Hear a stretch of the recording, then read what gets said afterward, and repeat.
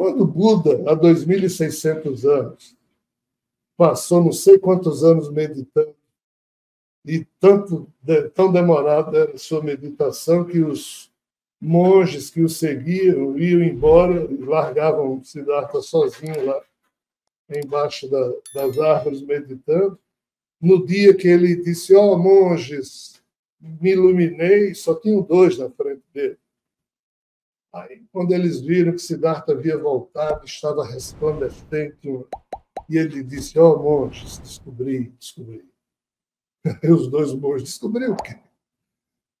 A verdade da vida. E o que é que você descobriu? Siddhartha falou que o sofrimento existe. Aí um olhou assim para o outro e disse, esse cara está aí não sei quantos anos passando fome para descobrir isso, a gente também sabe, não sabe? Siddhartha, a gente também sabe disso aí. Não precisa esse sofrimento todo para descobrir isso aí.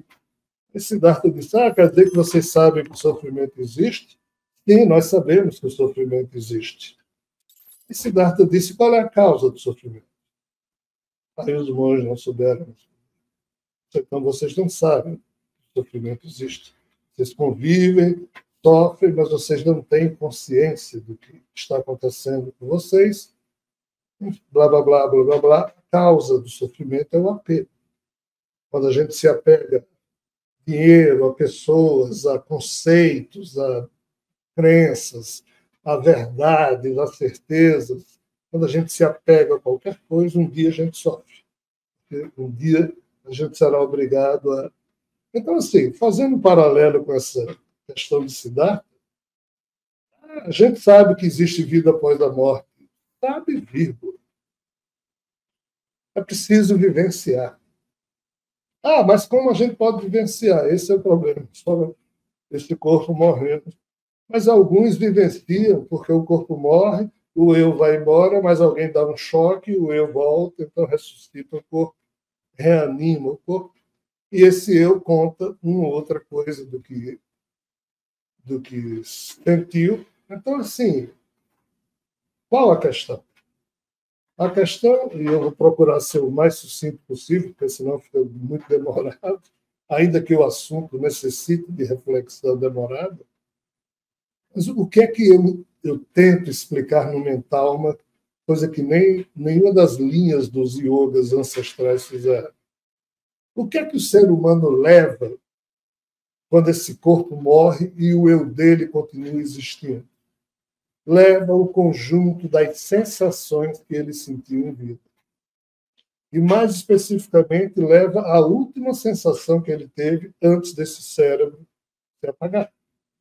Por isso que no Bardo Todol, o livro tibetano dos mortos, tem a técnica do Poa, que é a arte de morrer bem, que chama a sua atenção para o fato que é importante você se vigiar sempre, inclusive com mantras, porque na hora que a morte lhe visitar, o corpo físico morre, você acabou de dizer um mantra, e aquilo faz com que você entre bem na vida espiritual, ou seja, o seu eu transite. Então, pessoal, se isso tudo for verdade, e parece que é, mas você só sabe quando vivencia, e o pior é que a gente já morreu, entre aspas, tantas vezes, mas não tem noção disso. Mas o eu da gente leva a sensação que ele consegue produzir para si mesmo. Aí a pergunta do nosso irmão Giancarlo, e essa sensação faz com que a gente continue a se sentir ser humano na espiritualidade? Infelizmente, para a maioria da humanidade, sim. Por quê? Porque quando o corpo físico morre, aqueles 3 fantasminhas que eu falei no início, o quaternário inferior, deveriam morrer junto com o corpo físico para liberar o espírito.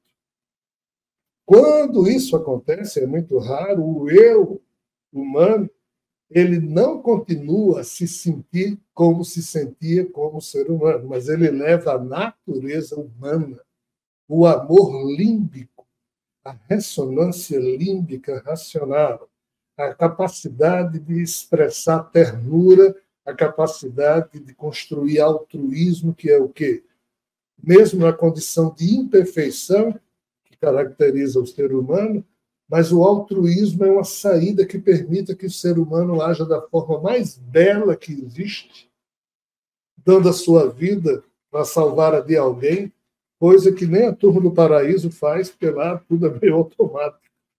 Aqui não, o caos requer mérito, requer talento amoroso, e o amor do paraíso é perfeito, então já não tem grandes méritos.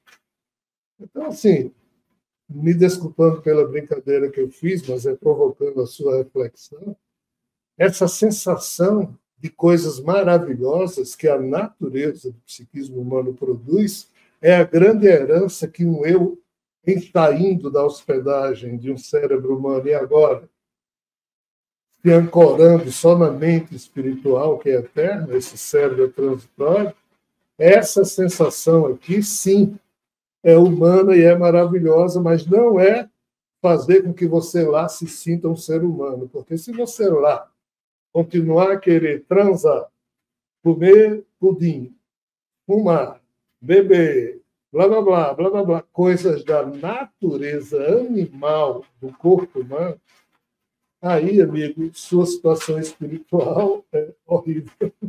Porque os 3 fantasminhas que deveriam ter morrido junto com esse corpo não morrem, porque guarda esses arquivos pulsantes das experiências que você pode ter tido na vida humana, mas que você se apegou a elas, aí vem um sofrimento que Buda falava, você leva o sofrimento para lá. Você pode fazer sexo, se divertir, comer pudim, fumar eventualmente, beber, mas desde que você não fique viciado, dependente. Se o apego se estabelecer entre o seu psiquismo e essas sensações, aí, no caso, se sentir do jeitinho que hoje eu me sinto, como estando vivo nesse corpo, vivo na espiritualidade, se for do mesmo jeito, meus pêsames. Mas se for de um jeito elegante, de um jeito sábio, aí a natureza da conquista de um ser humano, aí não há limites para a satisfação espiritual, para a sensação de pacificação, não de realização total, mas de autorrealização e pacificação. É supremo, é sublime. Porém, um quê de inconformismo sempre deve nos acompanhar, porque mesmo que você resolva a sua situação espiritual, muita gente que você ama não está conseguindo resolver. Essa história de achar, lá eu vou ficar, não volto mais para cá. Quem ama, retorna. Quem ama, volta à retaguarda dos seus passos para poder acompanhar os afetos da sua alma que se atrasaram e que ainda têm comportamentos primitivos. Então, a gente leva para a espiritualidade as sensações que a gente criou ao longo da vida, consciente ou inconscientemente. Então, se você ainda tem sensação de algo mal resolvido com alguém ou com você mesmo, se você tem raiva de alguém, nojo de alguém, blá, blá, blá, se você endeusa e demoniza com facilidade, se você sente coisas extremas, se você não é alguém que trilha um caminho do meio nos termos em que Siddhartha nos ensinou, mãos à obra ainda tem. Espero que você tenha gostado do conteúdo do nosso vídeo. E se você chegou até aqui, significa que você tem interesse em aprender mais ainda sobre a revelação cósmica e todos os painéis que fazem parte desse conhecimento. Por isso, gostaria de convidar você a conhecer a comunidade Orvum, a nossa plataforma e aplicativo de ensino com milhares de horas de conteúdo sobre os mais diversos tópicos e assuntos. É só tocar no link que está na descrição desse vídeo para conhecer e se juntar à nossa comunidade de estudos sobre a revelação cósmica.